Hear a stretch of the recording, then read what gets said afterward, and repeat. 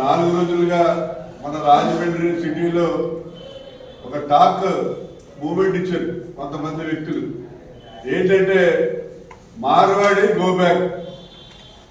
మరి వాళ్ళకి ఆలోచన ఎలా వచ్చిందో మనకైతే తెలీదు, కానీ హైదరాబాద్ లో మాత్రం మార్వాడి గో బ్యాక్ అనేది చాలా సీరియస్ గా జరుగుతుంది. అక్కడ కొంతమంది గ్రూపులుగా ఏర్పడి మీటింగ్లు పెట్టడం, కానీ మార్వాడీలు బెదిరించడం అటువంటిది చేస్తారు.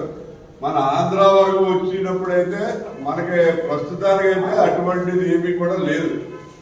మన ఆంధ్రాలో అందరూ కూడా మార్వాడి కానివ్వండి, ముస్లింలు కానివ్వండి, క్రిస్టియన్స్ కానివ్వండి, అందరూ కలిసిమెలిసే ప్రయాణం చేస్తున్నారు. ఫంక్షన్లు అయినా ఏదైనా రాజకీయాలైనా ఏదైనప్పటికీ కూడా అందరూ కలిసి పనిచేస్తున్నాం.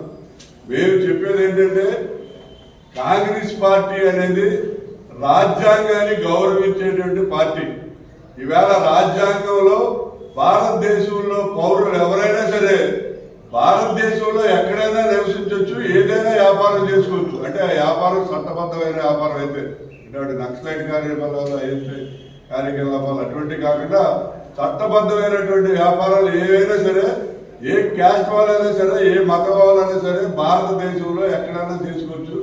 దాన్ని ఈ కాంగ్రెస్ పార్టీ తరఫున మేము రాజ్యాంగబద్ధులైనటువంటి మేము పూర్తిగా మద్దతు, పూర్తిగా సపోర్ట్ చేస్తున్నాం. బీజేపీకి కొన్ని లక్షణాలు ఉన్నాయండి. వాళ్ళ రాజ్యాంగాన్ని గౌరవించడం. రాజ్యాంగం రాసిన అంబేద్కర్నే పార్లమెంట్ లో తిడతారు, రాజ్యాంగం వరస్ట్ అంటారు. ముస్లింస్ అందరూ ఈ అరబ్ కంట్రీస్ కి, పాకిస్తాన్ కి పొట్టంటారు. క్రిస్టియన్స్ అందరూ యూరోప్ కంట్రీస్ కి పొట్టంటారు. విభజించి వాళ్ళందరినీ కూడా కుల మతాలను రెచ్చగొట్టేటువంటి పార్టీ ఇవాళ భారతదేశంలో బీజేపీ పార్టీ. కాంగ్రెస్ పార్టీ అన్ని మతాలనే, అన్ని కులాలనే, అన్ని వర్గాలని అందరినీ కూడా గౌరవించి రాజ్యాంగానికి కట్టుబడినటువంటి పార్టీ కాంగ్రెస్ పార్టీ.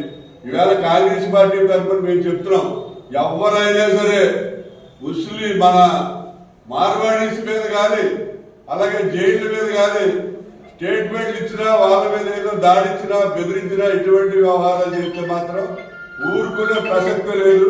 మేము వాళ్ళ మీద తీవ్రమైన చర్యలు తీసుకుంటాం జరుగుతుందని చెప్పి ఈ సందర్భంగా చెప్తున్నాం. అలాగే అఖిలపక్ష